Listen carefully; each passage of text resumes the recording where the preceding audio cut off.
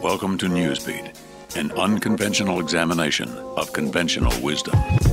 This is Mike Conforti, aka Manny Faces, producer and host of Newsbeat. Welcome to another episode where we tackle a single subject that shines a light into the darkest corners of American politics, culture, and public policy.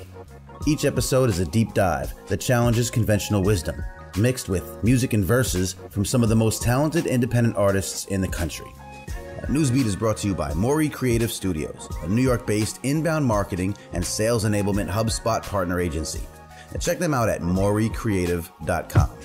Newsbeat's pilot episode back in January 2017 was titled MLK Jr. Unfinished Business, and it took an in-depth look past the pioneering civil rights leader's oft-quoted historical epitaph, "I have a dream," to reintroduce what he had considered to be his lasting legacy, the Poor People's Campaign, a war on poverty uniting all of America's disenfranchised, regardless of race, to culminate in a march on Washington and encampment on the National Mall demanding an economic and social bill of rights. It was that initiative, and not necessarily the four syllables for which he's widely remembered, which likely resulted in his murder. Explaining much of this for us then was Pastor Roger C. Williams of the First Baptist Church of Glen, Cove, New York, whose insights were punctuated by powerful original verses from hip-hop recording artist Silent Night. Since much of what Dr. King preached a half-century ago still resonates today, perhaps more so than any other time since, we felt it extremely important to revisit his unfinished business, as we dubbed it, for what would be King's 89th birthday and the 50th anniversary of that campaign, as well as his assassination. Joined additionally this time around by Lawrence Larry Hamm, a lifelong activist and chairman of the Newark, New Jersey-based People's Organization for Progress. Well, here we go. This is MLK, what they won't teach you in school. I have a dream. I have a dream.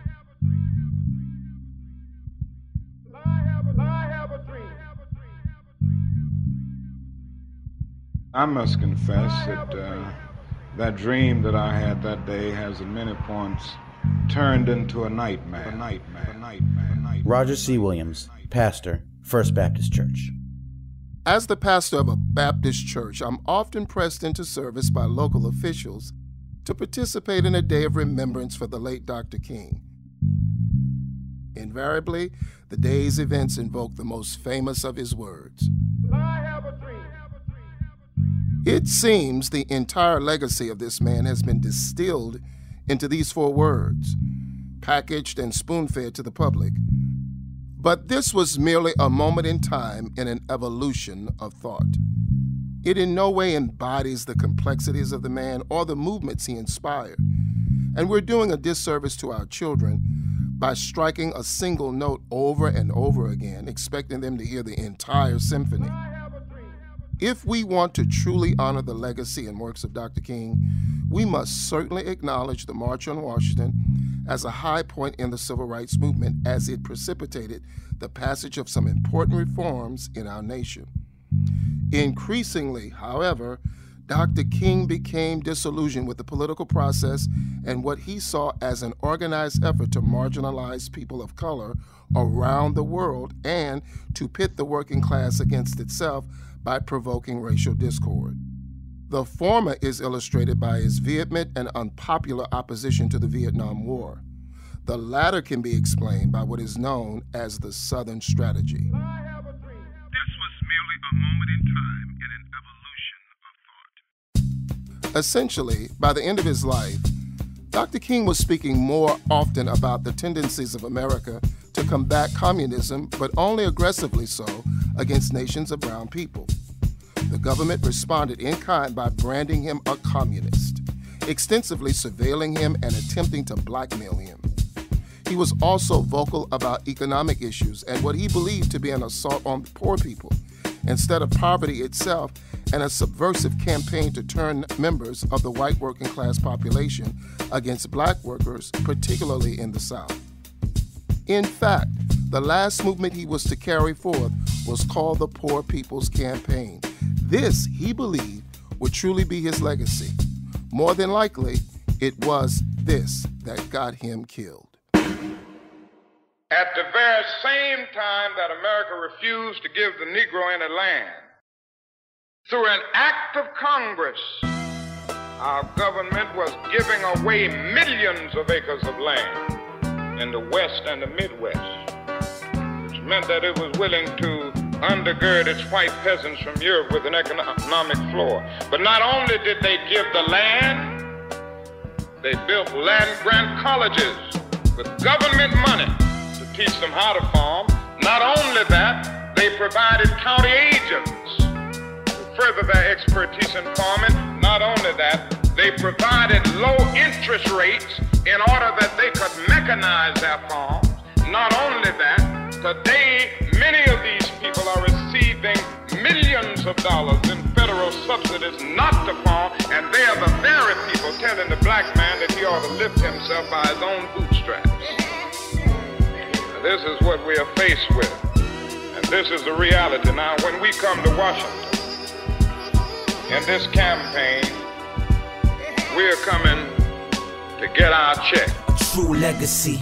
The movement, the memory, epitome of truth, the power, they couldn't let him be. Statues now, before it was the effigy, the end of Jim Crow, enter the SCLC. Non-violent, but nothing close to timid. Master of the boycott, protest, and sit-ins. A noble man who even won the Peace Prize. Yet they threw him in the cell almost 30 times. 3 letters and you know who it is. They try to boil him down in just 4 words. Too simplistic, they hunted him down, labeled him a communist. Now they applaud after they whitewashed it, a champion. A man for all people, Uncle Sam ain't want him to branch out. He reached too far and he pushed too hard, a red alert. So they did what empires do and killed the messenger. Larry Hamm, Chairman, People's Organization for Progress. You know, like the young people, they be like, I don't like Dr. King, I like Malcolm X. Because they think Malcolm X is more militant than Dr. King. But if you read what Dr. King was saying in 1967, 1968, it's almost indistinguishable from some of the things, many of the things that Malcolm X was saying when he was assassinated in 1965. He was assassinated in 65. Both of them, by the way, were 39 years old when they were assassinated. Dr. King and Malcolm X. Neither of them lived to be 40 years old. But I would really urge people to familiarize themselves as we get close to the King holiday. Dr. King says in the 5th book he wrote, Where Do We Go From Here, Chaos or Community? I think it's in the chapter called The World House. He says that he wanted to take 1 million people to Washington, D.C. That's what he said. He said 1 million. He said, I want to take the Negroes from the ghettos, the Indians from the reservation, the poor whites from Appalachia, the Latinos from the barrios, and they were gonna go to DC and engage in massive civil disobedience until Congress passed an economic Bill of Rights for everybody. I have a dream. Ultimately, I think what scared the establishment was Dr. King connecting the dots, that economic mobility equated to political power. After the March on Washington, he began to transcend issues of racism and social justice, which were boxes those in power allowed him to fill. Once he broke out of these boxes and began to attack the very underpinnings of the capitalist structure and the military-industrial complex, it was almost as though he broke the rules of engagement. We're coming to get our check. And so, over time, there seems to have been a deliberate effort to stuff Dr. King back into these more comfortable boxes and whitewash history. One of the first things you do when rewriting history is to find a convenient foil or anti-hero. Malcolm X, for example, is largely portrayed as the militant black activist who didn't see eye to eye with Dr. King's nonviolent movement. And so, as a nation, we celebrate King and approach Malcolm X with extreme caution. While there is an element of truth to this characterization, at certain periods, it's reductive in nature. The fact of the matter is that both men began to recognize a coordinated effort on behalf of our government to oppress poor and working class Americans and create a culture of fear and distrust along racial lines. The second important step to rewriting history is to narrow things down to slogans and epitaphs, something ephemeral that evokes emotion, yet can fit on a bumper sticker. I have a dream. A lifetime of agitation, heartbreak, and protest reduced to 4 simple words that neither inform or offend. The NEA, for example, offers national guidelines on how to teach children about the life and times of Dr. King. It's as though he finished that speech and simply disappeared from public life, only to be shot and killed after 5 years of silence. The lesson plans show our teachers how to speak to children about nonviolence and passivity and the importance of the marches and boycotts in Selma and Montgomery. They listen to sections of I Have a Dream, and that's basically it. They even have a link to the rap video from Common called A Dream, which is supposed to connect young people today through hip-hop. But even this video is the perfect example of whitewashing history, because it's the title song and music video to a movie called Freedom Writers, where Hilary Swank, the white savior teacher, finds herself assigned to an inner-city class full of troubled ethnic teens. It's a typical, well-meaning Hollywood liberal portrayal of the white man, or woman in this case, who saves the day by inspiring kids to reach beyond their circumstances and make something of themselves. They are the very people telling the black man that he ought to lift himself by his own bootstraps. I think that Martin Luther King, Malcolm X, I mean, when you listen to their speeches, it's like they're talking about today, you know? I mean, this is why you can listen. You hear Dr. King start to talk, and it's like, well, what is he talking about now, you know? We have a Dr. King holiday. We had to fight for that. We have in every town, there's Martin Luther King Street, there's a school. King's writings, particularly the writings in the last 2 years of his life, are particularly relevant. Like, why do we have a Dr. King holiday and none of the 6 books that Martin Luther King wrote are required reading in any public school?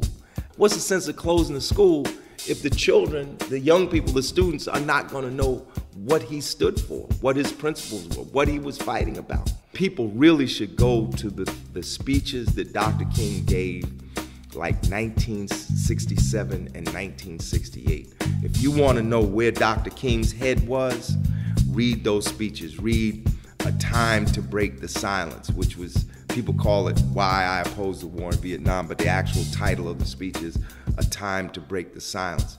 Perhaps a more tragic recognition of reality took place when it became clear to me that the war was doing far more than devastating the hopes of the poor at home. It was sending their sons and their brothers and their husbands to fight and to die in extraordinarily high proportions relative to the rest of the population. We were taking the black young men who had been crippled by our society and sending them 8,000 miles away to guarantee liberties in Southeast Asia, which they had not found in Southwest Georgia and East Holland. So we have been repeatedly faced with the cruel irony of watching Negro and white boys on TV screens as they kill and die together for a nation that has been unable to seat them together in the same schools. So we watch them in brutal solidarity, burning the huts of a poor village, but we realize that they would hardly live on the same block in Chicago. I could not be silent in the face of such cruel manipulation of the poor. Like most important figures throughout history, there was so much more to Dr. Martin Luther King Jr. than is portrayed in the media and in the classroom. He was a flawed man and a complicated figure who evolved over his lifetime, made many sacrifices and compromises on the way to his many achievements. It's tempting, I suppose, to allow history to view him through a simplistic but noble lens and just leave it at that. After all, part of the prepackaged and sold legacy is that he was indeed a moral and transcendent figure who fought the good fight on the right side of history. But to truly honor him, I believe we need to be honest about his personal struggles and the times he chose to question the very movement he helped shape. Toward the very end of his life, in fact, just the night before he was killed, an increasingly paranoid and fragile king delivered one of the other most notable addresses in his life. Well, I don't know what will happen now. We've got some difficult days ahead. But it really doesn't matter with me now, because I've been to the mountaintop.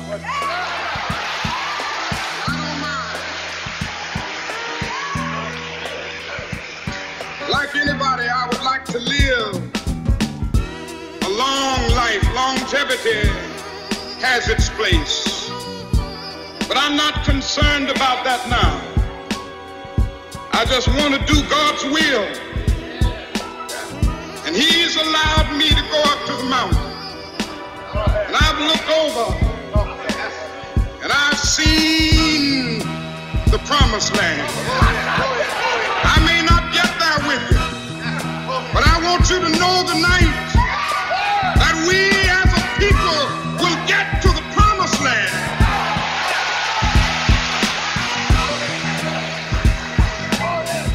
So I'm happy tonight. I'm not worried about anything. I'm not fearing any man. Mine eyes have seen the glory of the coming of the Lord.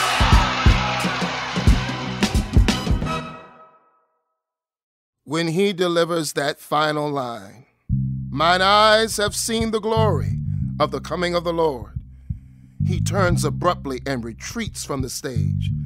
In retrospect, the moment is made even more powerful knowing these would be his final public words, as though he knew what was to come, maybe even when. He was assassinated the next day.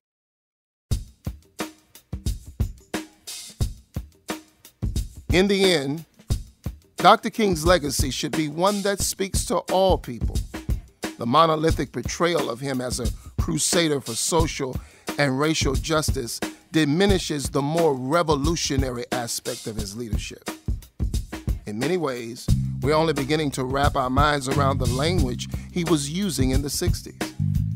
When he said, "This country has socialism for the rich, rugged individualism for the poor," it may as well be Bernie Sanders out there campaigning. You see, the brilliance of Dr. King was his ability to see the entire picture, a spectrum of issues that were interwoven within a capitalist system designed to separate working people from economic power. That economic Bill of Rights Dr. King first talks about in the 4th book, Why We Can't Wait. In that book, he called it a Bill of Rights for the socially disadvantaged. But by 1968, he was just calling it an economic Bill of Rights. But you know, really, Dr. King was taking a leaf from the notebook of Franklin Delano Roosevelt, because many people don't know that Roosevelt was saying that the country needed an economic Bill of Rights before he died. I mean, there's a thread that just runs through our history that most of us are unaware of. I was unaware of it. As much as we would like to paint him as the patron saint of nonviolent action against institutional racism, Dr. King was, in reality, a radical and revolutionary voice cut down for challenging systemic oppression. Yeah, a true legacy. The movement, the memory, epitome of truth, the power, they couldn't let him be. Statues now, before it was an effigy. The end of Jim Crow, enter the SCLC. Non-violent, but nothing close to timid. Master of the boycott, protest, and sit-ins. A noble man who even won the Peace Prize. Yet they threw him in the cell almost 30 times. 3 letters and you know who it is. They try to boil him down in just 4 words. Too simplistic. They hunted him down, labeled him a communist. Now they applaud after they whitewashed it. A champion, a man for all people. Uncle Sam ain't want him to branch out. He reached too far and he pushed too hard. A red alert, so they did what empires do and killed the messenger. Newsbeat is produced and distributed by Maury Creative Studios, MauryCreative.com. The producer of Newsbeat is me, Mike Conforti, aka Manny Faces. The editor-in-chief of Newsbeat is Christopher Twarowski. The managing editor of Newsbeat is Rashed Mian. The executive producer of Newsbeat is Jed Maury. Show notes, our Behind the Beat blog, and more about us can be found on the web at www.usnewsbeat.com. Subscribe today on Apple Podcasts, Google Play, Stitcher, TuneIn, or wherever you download your favorite podcasts. Thanks for listening.